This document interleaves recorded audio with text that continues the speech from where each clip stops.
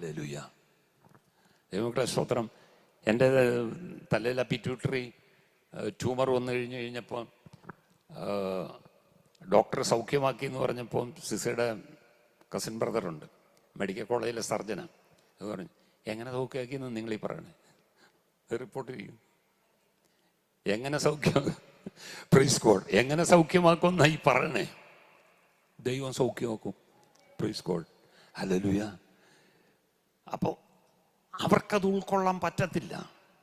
പക്ഷെ നമ്മൾ ദൈവത്തിൻ്റെ മുമ്പിൽ മണ്ടനാ. സ്തോത്രം. കാരണം ദൈവം എന്തു പറയുന്നു, അപ്പാടേ വിശ്വസിക്കാൻ. സ്തോത്രം. നമുക്ക് ദൈവം ഒരു ഹൃദയം തന്നിട്ടുള്ളത് കൊണ്ട് കരമുയർത്തി ഒന്ന് സ്തോത്രം ചെയ്താട്ടെ. ഹല്ലേലൂയ. ബലമുള്ളതിനെ ലജ്ജിപ്പിക്കുവാൻ ബലഹീനമായത് തിരഞ്ഞെടുത്ത ദൈവം, ജ്ഞാനികളെ ലജ്ജിപ്പിക്കുവാൻ ഭോഷത്വമായ നമ്മെ തിരഞ്ഞെടുത്ത ദൈവം. കരമുയർത്തി നമ്മുടെ ദൈവത്തിനൊന്ന് സ്തോത്രം ചെയ്താട്ടെ. ഹല്ലേലൂയ. സ്തോത്രം. ഒരു മണ്ടനെ പോലെ വിശ്വസിച്ചു. അതുകൊണ്ട് വിശ്വസിച്ചത് കൊണ്ട് അത് അനുഭവിപ്പാൻ ഇടയായി.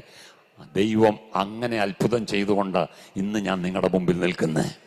അല്ലെങ്കിൽ ഒരു കാലത്തും നിൽക്കത്തില്ല, ഒരു കാലത്തും നിൽക്കത്തില്ല. സ്തോത്രം. 29 വർഷങ്ങൾക്ക് മുമ്പ് ഞാൻ മൺമറഞ്ഞു പോയേനെ. എന്നാൽ 29 ദീർഘവർഷങ്ങൾ ദൈവം ആയുസ്സും ആരോഗ്യവും തന്നത് യേശുവിൻ്റെ കൃപ ഒന്നു മാത്രമാണ്. കരമുയർത്തി നമ്മുടെ ദൈവത്തിന് സ്തോത്രം ചെയ്യാം.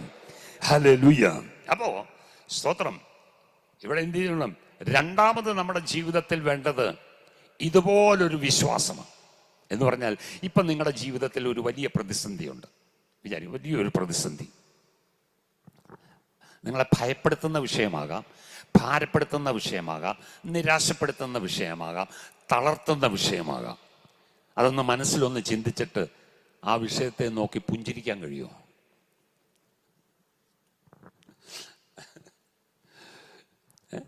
ആ വിഷയത്തെ നോക്കി ഒന്ന് പുഞ്ചിരിക്കാൻ കഴിയും. ചുമ്മാ ഇങ്ങനെ ചിരിച്ചു കാണിക്കാനല്ല, നമ്മുടെ ഹൃദയം. സഹോദരൻ,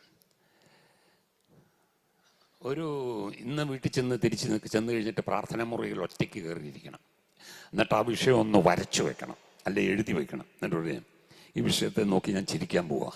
അതെന്നാ?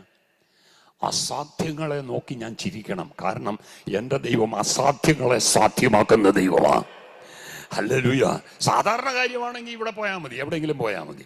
ഇതല്ല, ഇത് ഒരു അസാധ്യമായിട്ടുള്ളൊരു കാര്യമാണ്. ഞാൻ അരിച്ചും കുണിച്ചും എല്ലാം നോക്കിയിട്ടും എന്ത് ചെയ്യുക, നടക്കത്തില്ലെന്ന്. നടക്കത്തില്ല 100% ഉറപ്പാണ്, നടക്കത്തില്ലെന്ന്. പക്ഷേ നടത്തി തരുന്ന ഒരു ദൈവത്തെയാണ് ഞാൻ ആരാധിക്കുന്നത്, നടത്തി തരുന്ന ഒരു ദൈവത്തെ ഞാൻ വിശ്വസിക്കുന്നത്.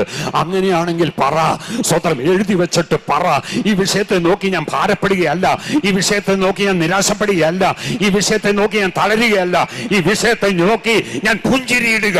കാരണം എന്റെ ദൈവം അസാധ്യങ്ങളുടെ ദൈവമാണ്.